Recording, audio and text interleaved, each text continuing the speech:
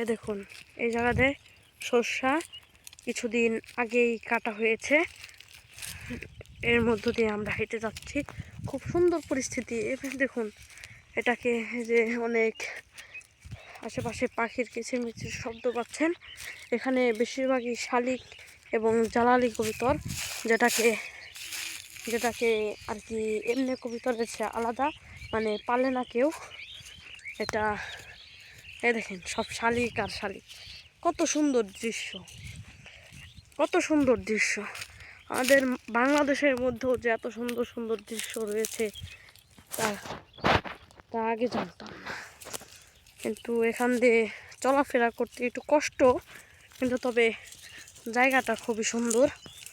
এখান দিয়ে অনেকজনই ঘুরতে এসেছে। দেখুন ও দেখুন আরেক চাচা কি জানি কাটছে, কি জানি করছে। দেখুন কি করবো আর। দেখুন এবার আমরা আপনাদের পদ্মা নদীটা দেখাতে চলেছি। চলুন, সেটার জন্য প্রস্তুত আপনারা।